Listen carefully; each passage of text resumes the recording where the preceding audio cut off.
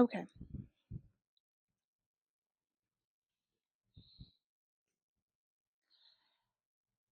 If you would have asked me about the silence that surrounds sexual assault.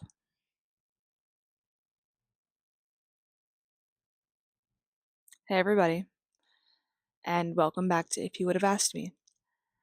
And I just want to throw out just a quick disclaimer that this episode is going to discuss sexual assault, and I want you to please take care of yourself before you watch. And if this is something that you're not going to be able to have a full conversation or watch a full episode about, I completely understand. Come back when you're ready, and we're all here for you. So, in this episode, If You Would Have Asked Me, I'm going to open up about the silence that surrounds sexual assault, the importance of consent, and the path towards healing. This is a space of awareness, support, and conversation. And I just want everybody to know that no matter what you've been through, no matter who you are, no matter how you define yourself, what you went through and what you could possibly be going through matters. And though everybody knows that sexual assault happens to on a minimum, 1 in 3 people, that we still don't talk about it enough to the point where something can be done about it.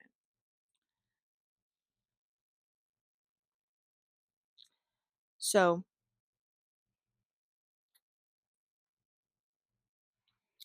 I'm also going to put the resources and the support for the RAINN, so the RAINN, U.S. National Sexual Assault Hotline, and the website. And then also, you can always reach out to your local crisis hotline in your country. So, I'm going to start off and I'm going to tell you guys my story. This is an episode that I've really been wanting to make for a really long time, but I have chose to put it off because I hadn't told my dad about what had happened to me up until about 2 weeks ago. And I had told myself I was never going to. For a very long time, I told myself that I was never, ever, ever going to tell my dad what happened because I didn't know what he was going to do. I didn't want him to do anything about it. I just wanted to be able to talk about it on a podcast and not feel like I was betraying him. And so majority of the rest of my family knows now, and now that everybody knows, I am finally in a comfortable place where I can talk about it openly and comfortably bring awareness to the situation without it bringing up a lot of trauma for me. So, when I was 7 years old, my mom had a boyfriend. And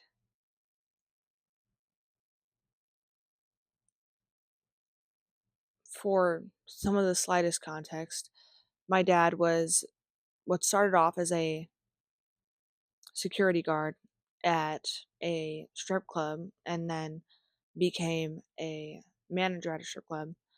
My mom was one of the dancers. So, my parents got divorced when I was 2. This we've talked about in the other episode, I'm pretty sure. But around the time when I was 7, my mom had started dating openly again. And a lot of the things that my mother has done and what I went through, I know she will never purposely remember. And I've come to terms with that.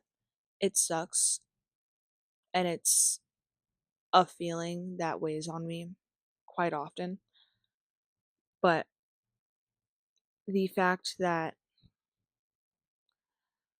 she wasn't raised right and I'm not making excuses for her or the people in this the people that did what they did to me. What I'm saying is I understand how she ended up in the position that she did. And all I can hope is that she chooses to get better.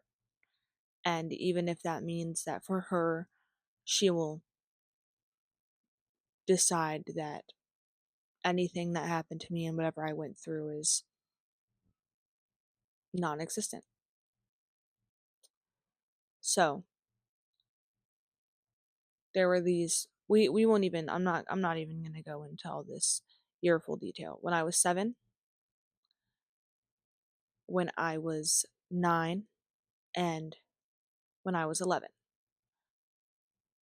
There were 3 boyfriends going on throughout this time that my mom had, who, because I decided that I wasn't going to listen to them because they weren't my father and they weren't telling me to do something that I necessarily needed to do, I would give them attitude and I would tell them, hey, no, like I don't want to do that and I don't have to listen to you because you're not my dad or my mom and no one told me I had to listen to you. And because I was a sassy child, it for some reason opened a window for them to then punish me, which not only came in the form of random slides of hands as they walked past me, but also the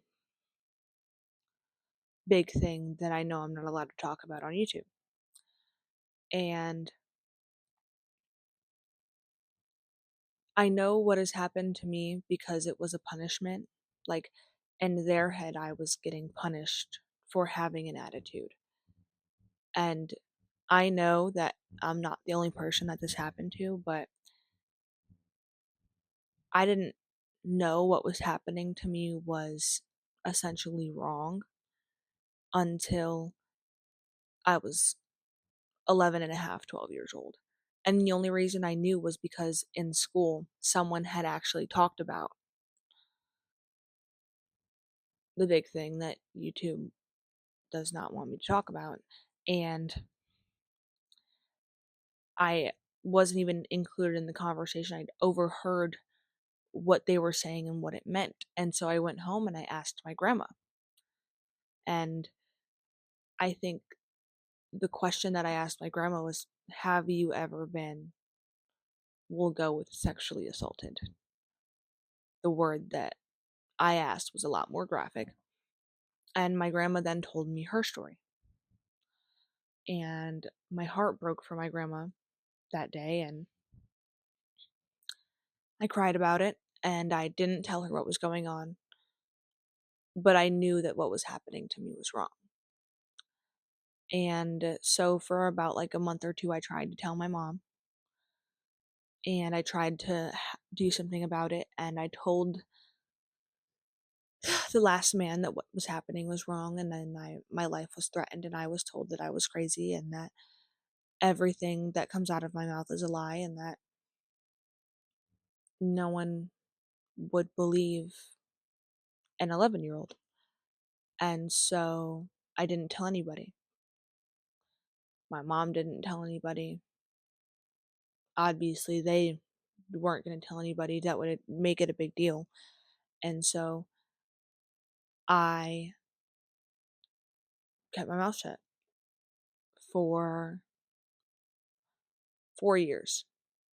I didn't tell anybody what actually happened to me and why I chose to stop talking to my mom at 12 years old for 4 years.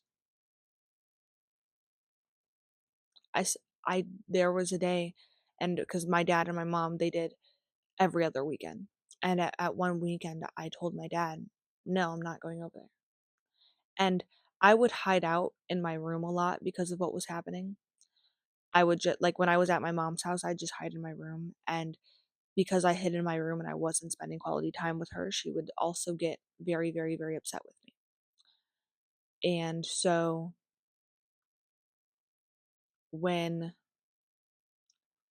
I became old enough and I understood what was happening, and I told somebody and nothing had happened, and all I had wanted was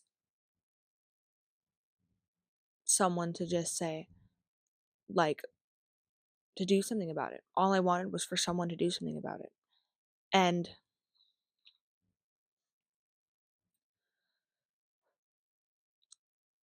so there was a weekend I was supposed to go to my mom's. I told my dad, no, I'm not going. Because previous weekends, like for the last like 3 or 4 months, because I was hiding out, me and my mom get in these arguments and I'd go home early. So one weekend I just decided, no, all we're going to do is argue. I'm going to tell her what happened. She's going to tell me I'm crazy and a liar. And then I'm going to hide in my room, and then she's going to get pissed at me. And then all we're going to do is argue and fight. So I told my dad I wasn't going anymore. My mom threatened to put him in jail for that. I told no one what was happening to me. All I said was, I don't want to go. I don't want to go. I don't feel comfortable. I don't want to go. And I got lucky because I have a dad who would literally do anything under the sun for me. So when I told him I didn't want to go to my mom's anymore, he said, okay, cool. You don't have to go to your mom's anymore. No big deal. Like, I'll figure it out with your mom later. But if you are telling me that you actively don't want to go, I'm not going to make you go. And so from that day forward, I didn't go to my mom's. I had literally just stayed at my dad's, hung out with friends, and pretended that nothing had ever happened to me. Well, one day when I was 16 years old, I had met this girl after I moved to Florida, and we were having a conversation outside. And she told me about what was happening to her in her home. And I started crying. And I was sobbing my eyes out, and she looks at me and she goes, "Why are you crying?" And I go, I I really didn't understand how often this happened. And I had told her my story. And I'm going to stop saying story. I had told her my truth. And we had just cried together that whole night and had just been there for each other. And we actually don't even talk anymore to this day, but we became very close. And I'm sure that every time that we see each other, we would once again just catch right up. And so when I was growing up in Florida and I was coming like back and forth in between Indiana and Florida, some of the times when I would come home, I would have conversations with my aunt and my grandma and certain family members and my friends, and I kind of had just started getting used to the fact that I was a survivor. Because for 4 years, I had blacked it out. I didn't accept it. I didn't want to accept it. I didn't think it was necessary. I thought that everything was fine and that I would be fine and that not saying anything wouldn't be a big deal for me or for anybody else. And I was wrong because it was a big deal for me. Because the moment that I told her, I knew that I had to start telling all of my close family members, not because I wanted pity or not even because I wanted anything done, but because I couldn't hold the weight of what happened to me alone anymore. And so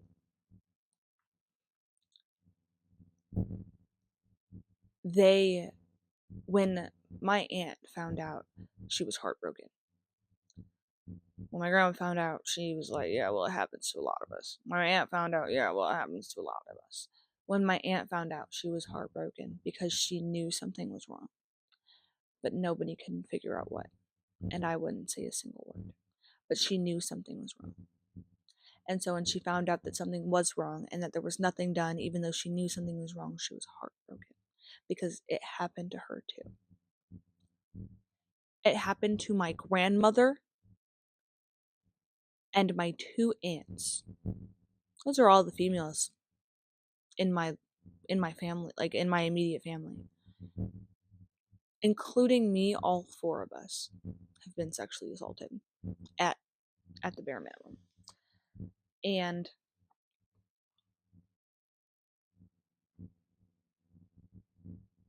I actually just cried with her about this whole situation a couple weeks ago because it was still just so raw. It's not something that will never be raw. It's like a cut that's wrapped up. It's like a burned wound that will never heal and it's just wrapped up. And sometimes I can unwrap it or I can wrap it back up and it's okay. Or I can unwrap it and I can like treat it. But those are the two options: unwrapped and treating it, or completely wrapped up.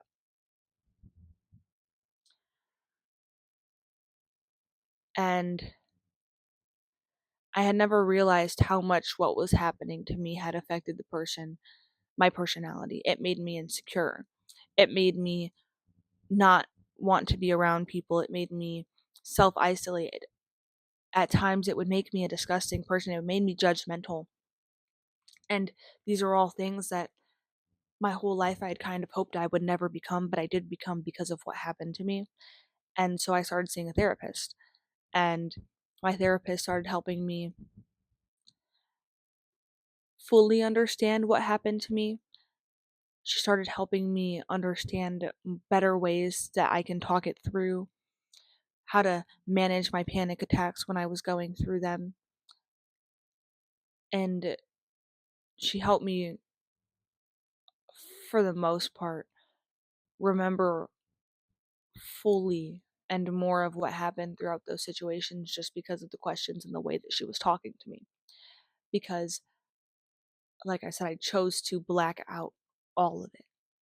Like, I decided that it didn't even happen. But I started talking about it more and more often, and that's how I knew it weighed on me. And then I was like, okay, well, I guess I'm just going to talk to my therapist because I don't know what else to do.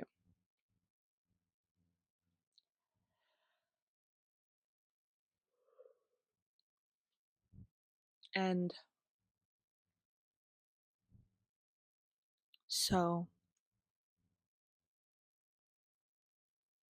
I've been able to now, for the most part, there are times where I will literally burst out in tears. There are times when I still feel hands all over my body. But there are also times where I can share my story and proudly and confidently say, I am a survivor. I am not a victim because it didn't happen to me and I don't allow it to control my life. I am a survivor of what happened to me and I have control over myself and how things are going to go down for me. Yes, I was sexually assaulted by 3 men growing up, but that does not make me lesser than anybody else. And that is something that I struggle with a lot. Because of what happened to me, I have a very, very, very bad self worth issue. And I'm lucky enough to have people in my life that are good at reminding me that you're not worthless because of something that happened that was not your fault. You are not worthless because of something that happened that was not your fault.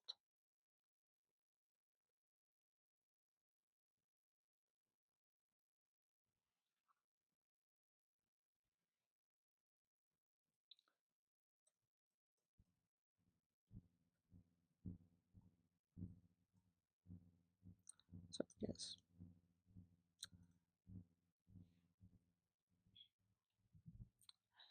So, now that I've addressed my story with you,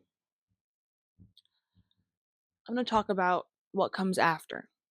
So, what was hardest for me when I was going through all of this was honestly accepting it. Because for a very, very, very long time, I had made the decision that it just didn't happen to me. But then someone touches me and I cry, or a certain word is said and I'm triggered, or the way that someone's talking makes me bawl my eyes out. I get triggers because of what happened to me, but until I went to therapy and my therapist helped me understand all of the things that were happening to me and why I have so much PTSD because of it, I was not able to start healing. And I'm not healed, and I will never be healed. Like I said, this isn't a wound that heals. This is a wound that you wrap up and then you have to unwrap and treat and then wrap it back up again. If I'm lucky, and all of us are lucky, we will be able to just fully get over it one day. But it's been 10 years now for me, and it still weighs on me a very, very good amount. What happened to me was unfair, and it isn't fair that it happened to any of you either. So, for the people that for anybody who has been or are in any type of situation like this, what I want you to know is, though what happened to you makes you feel lesser than, you have the choice to heal from it. You're not hopeless now just because someone took advantage of you. What you are is powerful because you survived it. Use that power and allow that power to help you start to grow and become a person who can make a difference in the world, to where something like that, if not doesn't happen at all, at least the percentage of it is lowered. It's one of those things where when you're going through a really bad moment with it,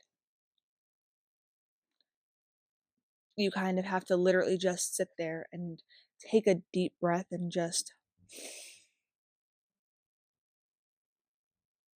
hold it.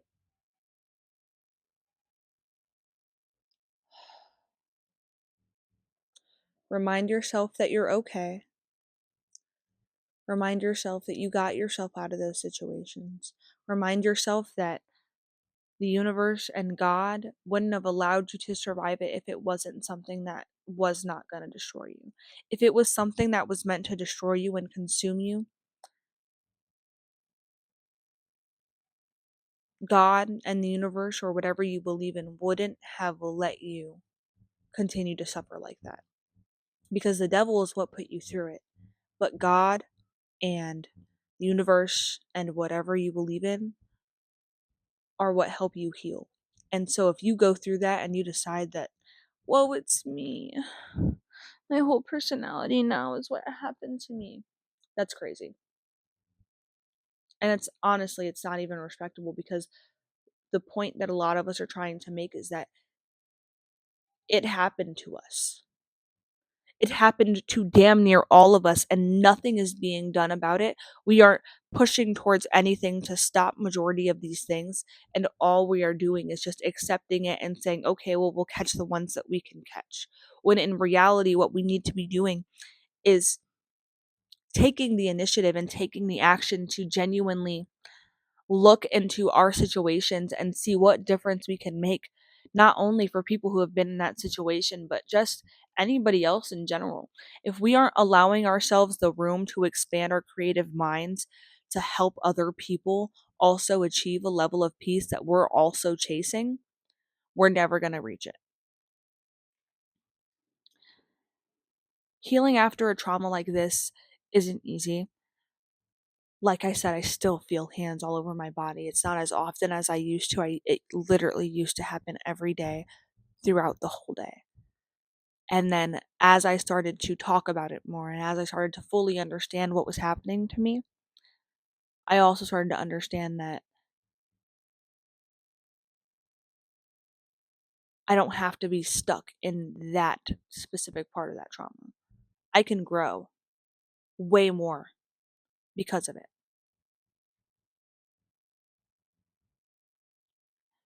And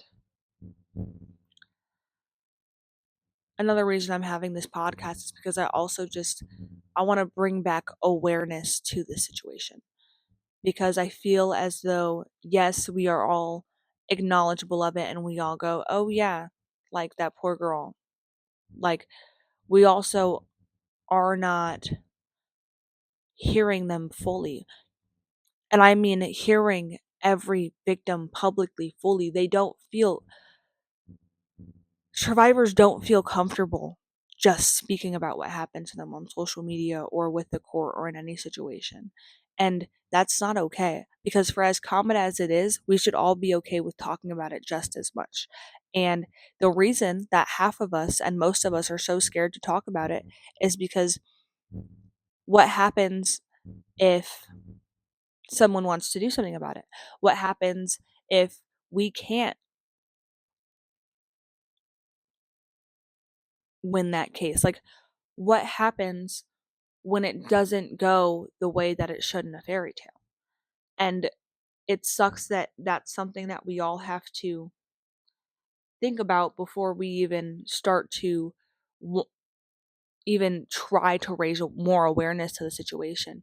We are aware that it happens now, but the level of awareness that I'm calling for right now is a level of awareness where we need to make every single survivor and victim out there feel comfortable enough to share their story, so that way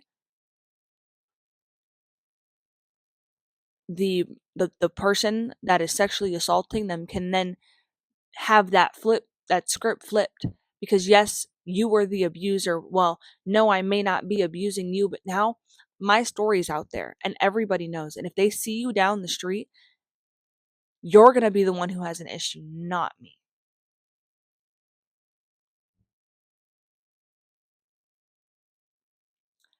And so the point of this podcast, not only is it to just allow myself to fully speak on this situation the way that I feel the most comfortable, but it's to raise awareness for the survivors. It is okay to break the silence of sexual assault. There is not a problem. We talk about football games every single day. Why? Because there's constantly something going on about it. It's something that we all know about, maybe not every little detail, but we all know about football. We can all talk about football. Well, you know what else that we should also be talking about is the amount of people that get sexually assaulted a day. We aren't doing enough for this situation. Just because you're aware of it and just because you say that you would protect somebody does not mean that you're bringing enough awareness to the situation. What we need to do is make every single person that has sexually assaulted somebody feel the guilt that they truly and genuinely deserve for being that person. We need to be so open about this situation and what's happened to us and so many women before us, that doing it is such a large level of shame that it becomes something that isn't even worth it. Because all of this is part of your self growth, allowing yourself to heal after this trauma, giving yourself that space to just feel it all out, cry every night, tell somebody what you were going through, and just be who you needed to be for yourself back then, and healing that trauma and allowing yourself the acceptance of what happened to you because nobody else would accept it, and raising awareness to the situation, allowing every survivor and victim to feel comfortable with talking about what happened to them and breaking that silence and giving each other the room that we all need for self growth and just improvement for all fucking humanity at this point. We're letting too much shit slide right now, and I'm sorry, but this is something that it's honestly tiny compared to the rest, that we shouldn't be letting it slide anymore. I don't care. Whoa. Okay. Not that I don't care about them, but it doesn't matter if one is caught or not. The goal is to get them to stop, because it doesn't matter if they're caught or not. Because the amount of sexual assaultists that are out there that have not been caught, even though they were taken to trial, is ridiculous. The point is to shame them. It's to break the silence on the situation and start to shame these people for what they have done to so many people in the world. There are so many people that are just like those three men that did what they did to me, and they're going to do it to other people. And I unfortunately took too long to break the silence. It is a case that I will not win. I have accepted that, but what I will not accept is the fact that they didn't feel a single ounce of guilt, because this isn't something that we are shaming enough people for. We're threatening them. I want true, genuine shame towards these people. I want to make them feel as though they are a shell of a person that they made each and every single one of their survivors and their victims. It is not fair to us that they get to walk around and feel like they've done a good deed or they've gotten their short-term gratification because they didn't feel enough guilt. And some of them, they'll never feel an ounce of guilt, but hopefully those are also the same ones that will get caught. But sadly enough, we can't catch all of them. It happens too often.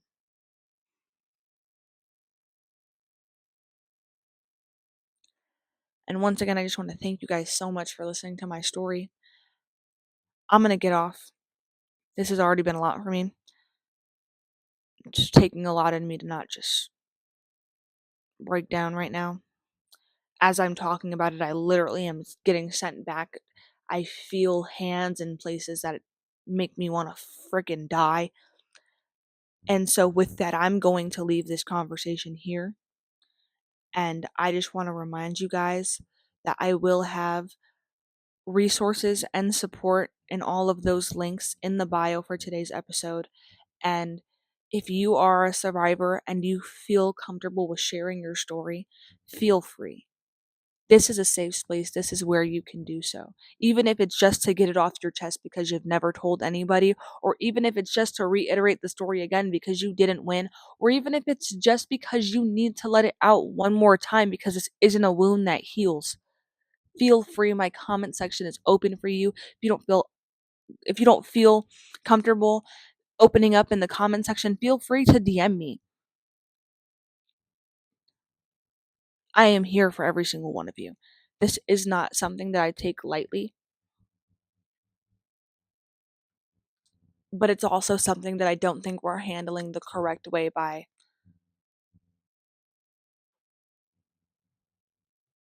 allowing these situations to go on and making it such a quiet topic. Oh, it makes people uncomfortable, so we can't talk about it. No. If you want to talk about what happened to you because it's shaped part of your person, you allow yourself that space. Fuck them. Make people uncomfortable. They will be fine at the end of the day. They were uncomfortable for 30 seconds. You've been uncomfortable for the last fucking 13 years. You can speak your truth. It is okay. And with that, everybody, I just want to remind you that your voice matters. Your healing matters, and you matter. You are not alone, and someone is always here to have a helping hand and lean out and give you that shoulder that you need to cry on. All you have to do is reach. Okay, I love you all. I hope that this episode genuinely gave some kind of peace of mind, some kind of open mindedness to the situation, and encourages you guys to maybe not speak up in the case where you want to go to court and do all the medical things that require it. Give you the courage to speak up enough to the point where we can cause shame for the people who have done these things. Okay. Love you all, and stay real, stay you, stay authentic, and never let anybody take away what belongs to you, and that is yourself. Okay. I love y'all. Later.